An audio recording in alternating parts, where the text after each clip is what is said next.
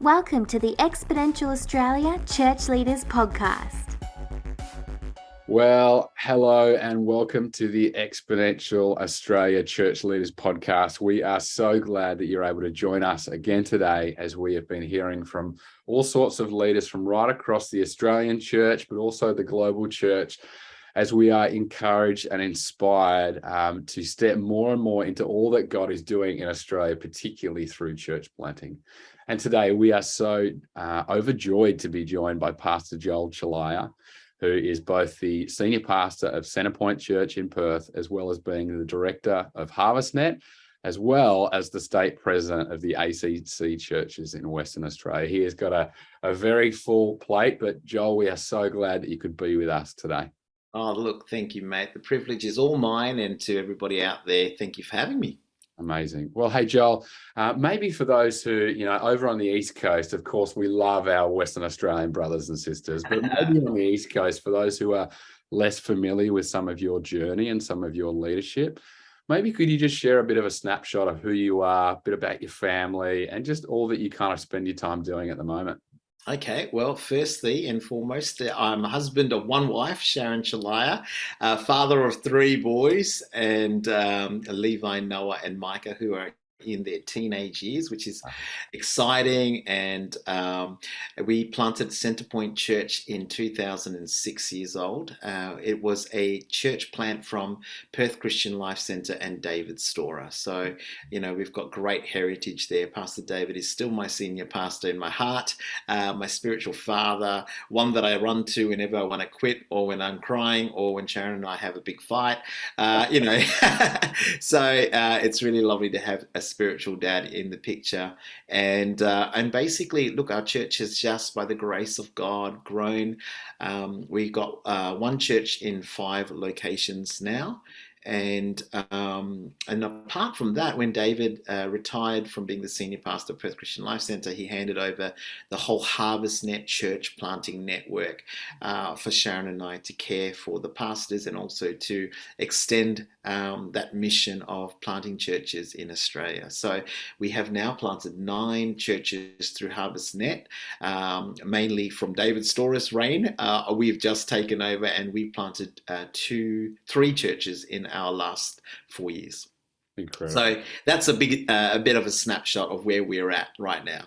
Love that, Joel. Well, hey, particularly with all those different roles that you carry and you lead in, one of the questions that I love to ask of other church leaders is what gets you up in the morning? What is the calling that God has placed upon your life to so with great capacity carry all those different things that you are currently leading? And I just think that's such a helpful question to ask of other leaders.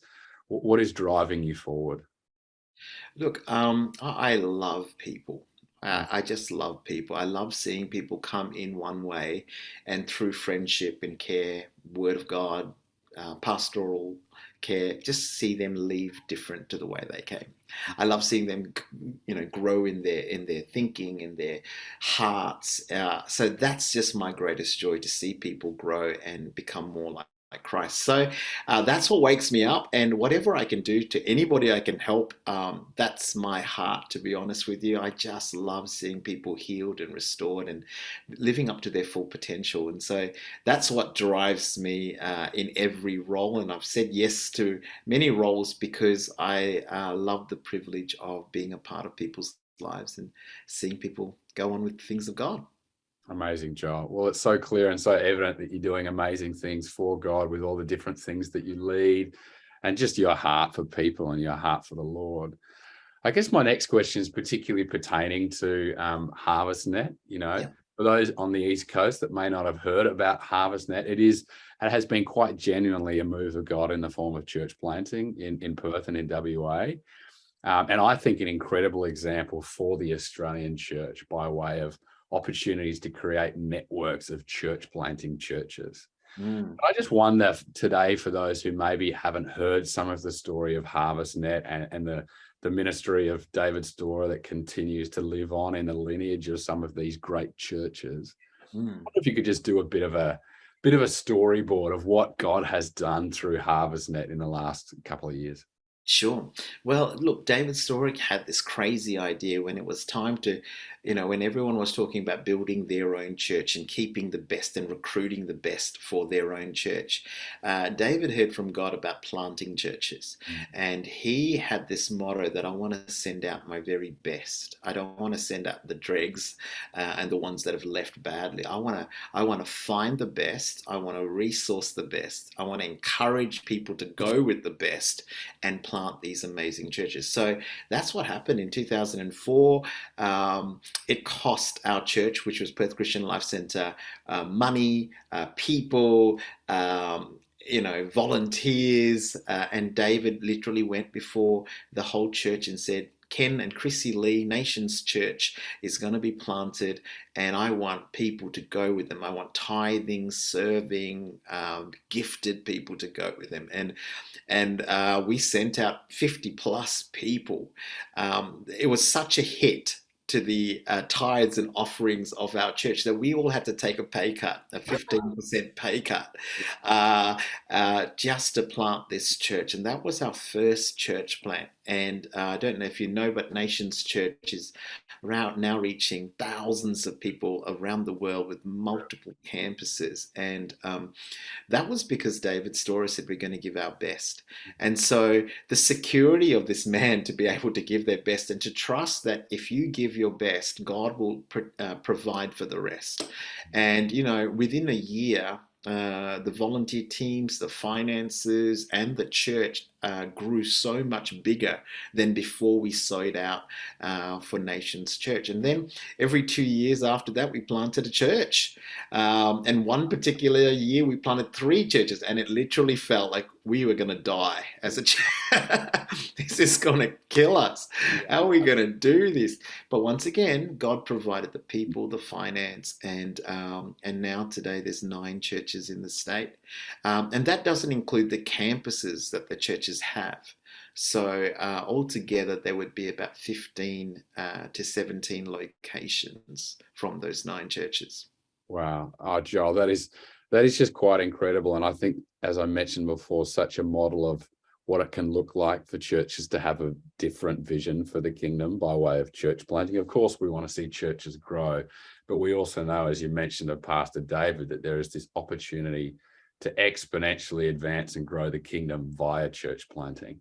As one who has kind of come from that house, come from that mentality, I wonder if you could speak to even some of the challenges of kind of living with that mindset. Like you talked about, you got to give away your best, you've got to give away your best people, resource, but that also comes at a cost, right? Like there's this amazing opportunity that comes with that, but we'd also be, we'd be lying if we didn't say there was a great cost to that as well. Like, how have you been able to buoy yourself in the Lord as to kind of continue to do that?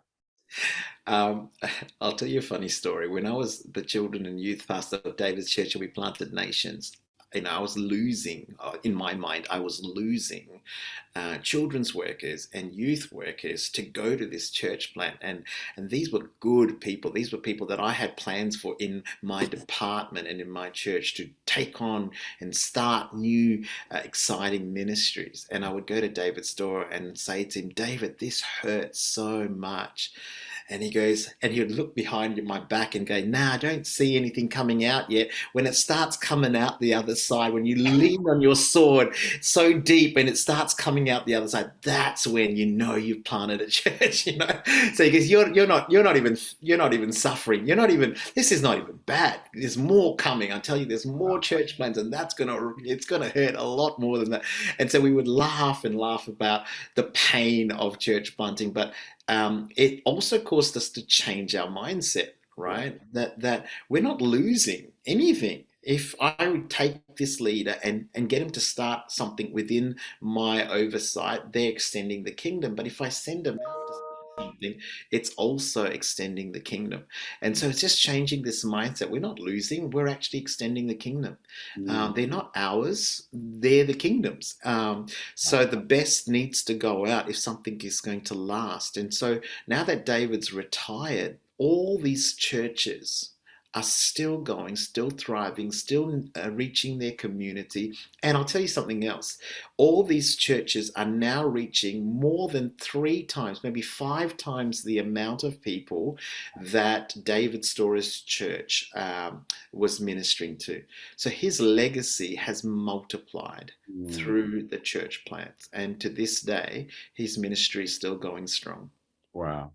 That just causes me to kind of sit back and go, imagine if every church thought like that. Imagine if they thought, hey, this isn't necessarily about growing this one thing, but about being courageous enough to send our best, to start our best, to plant churches in areas where we desperately need churches all around Australia. And let it hurt. Yeah. Let it hurt. Embrace the pain. It's going to hurt. It should cost you something. It should cost your ministry something. Otherwise, you're not doing a good job of church planting. Wow, that's great, Joel. I wonder, particularly as one who has been, again, a part of this amazing legacy, but now leading it in his own right, there's a new generation of church planters that are coming through HarvestNet and through the ACC churches in WA. What have you found to be some of the greatest challenges or barriers to leading a network of church planting? Like some of the things that can get in the way or perhaps hold back planting more churches? Well, I think it's the same, right? It's the same all time. People want to get very focused on building their own. And that's great because you still have a responsibility to care for your people and build the church, make disciples so that God can build the church through your church. And so when you're leading a network, getting people to lean in and actually look bigger than themselves is still an issue. And so we're constantly encouraging people, hey, listen, what you're doing is great, but what we're doing together is better. Oh, wow. So you've got to go up. You've got to look bigger than just what you have, because you actually have gifts and talents and resources to bless the whole state. Why are you only focusing on your suburb or your local, city or town? But let's look bigger. Joel, I'm so encouraged personally, and I'm sure as our listeners are listening on today, that's something that should grip the heart of every church leader. This opportunity to go, while of course we're stewarding what God has given us, that parable of the talents, to go, hey, there's much more at hand here. How are we going to be able to invest that well for the multiplication and advancement of God's kingdom? Absolutely. I just thought this was a really beautiful picture, and I'd love to hear your thoughts on this. But 3 weeks ago, as this podcast will air, we were able to have Sam and Esther Dix on the podcast, who have been sons of Centrepoint. They're very dear leaders to you. They recently got sent out from Centrepoint to go and plant Disciple House Church, which is, again, an amazing adventure and part of the HarvestNet. And they were speaking just about how much it meant to be part of a system of a family of churches that were so passionate about church planting. And I think I think perhaps they maybe even took that for granted, just because that is actually a rare thing in Australia. That's a rare thing in God's church, to have come from such a mindset of actually this is what we do. And they were so thankful for all that you had been able to do and that HarvestNet had been able to do. I wonder if you'd be able to speak to what that means for you as a leader, as you're able to send out sons and daughters in the kingdom to go and do even greater things than we would even do, as Jesus said, like what that means for you as a leader. Look, firstly, Sam and Esther are the best. When we talk about sending out the best, this one really hurt. These guys discipled my 3 sons. My 3 sons love them and have a great foundation in Christ because of their leadership. Sam is an amazing preacher. Esther is a powerful song leader. They're all musicians. So, they tick the boxes in everything. And so to give them that was... it was a costly sacrifice. But, when Sam told us, I feel like there's a church in my heart, because I did say and I say this to all of our leaders, I said, I love the fact that sometimes God calls people to serve this house's vision, and then other times God will put a fresh vision, a new church that hasn't been birthed yet in our leaders. And so if that's you, you never have to feel ashamed about that. You just need to come to me. I just want to be the first. I don't want to be the last person to know. I want to be the first so I can bless you out. I can prepare you for it and send you out well. And so Sam came, and said, 2 years' time, I reckon I've got a church in me. And so he worked with us to transition really well. He raised leaders up to replace him and Esther. And so to, actually hear that they're doing so well, because we keep in contact regularly, to hear that they're doing well gives me great joy. It's like seeing one of your sons and your daughters go on to do great things. You're just so proud of them. Yeah. And every one of their victories is shared. Every one of their heartaches is shared. And so we've cried together, we've laughed together, we've prayed together. But that's what family is. I don't want to be a senior pastor. I want to have family. I don't want to. What I mean by that is, of course, that's my role, but roles change. Yeah. Titles change, but family relationships and friendships that are deep, they last their entire lifetime. And so I may not be their senior pastor, but I always want to be in their life. I always want to be their cheer squad. I want to be able to share with them the highs and the lows. And so I think for me, that should really be the heart of the planter, to realize that this relationship doesn't end. It's not just cut them off and send them out, but it's an ongoing relationship that hopefully will last a lifetime. Wow. And Joel, as one who's been both a recipient of that empowering kind of fathering from Pastor David's daughter, and then doing likewise in your capacity now with HarvestNet and Centrepoint, I wonder how, you might want to encourage listeners today who are thinking, oh gosh, could I do that? Like, is that something that I could step into? We've talked about the cost, but we've talked about the immense blessing of doing that. I wonder, how would you want to encourage a listener today that's going, maybe the Lord is wanting to start something afresh within our church, within my life as a senior leader, to actually be about multiplication in my area? Look, I think this is what the Great Commission is all about. So if we're not doing this, then we're probably missing the mark.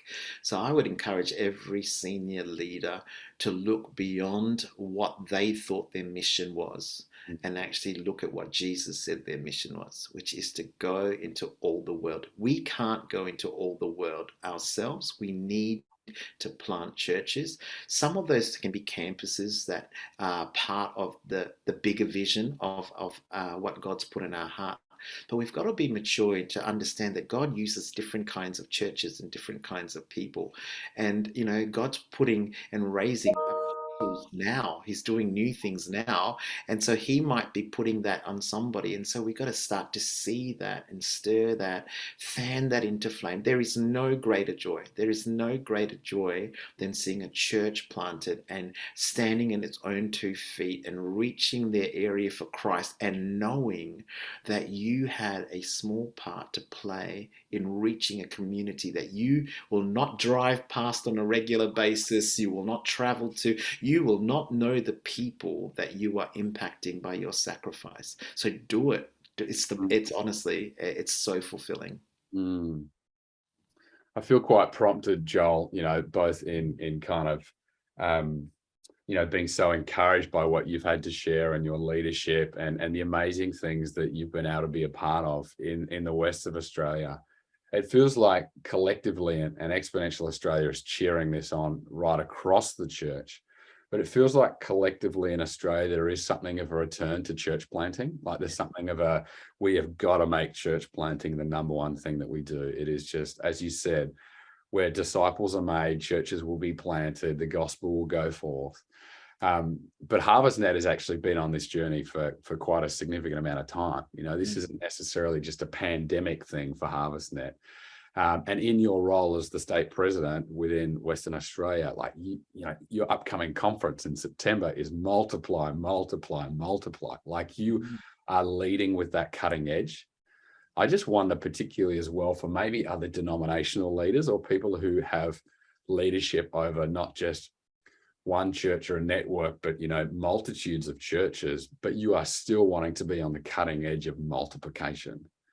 How would you maybe want to encourage a leader in that position who is going, we are in a season of having to rally the church towards church planting, and just some of the encouragement that you've been able to take in the Lord, how you've been able to orchestrate that, how you've been able to take people on that journey with you, not just because of the pandemic, but because of the great need to plant churches?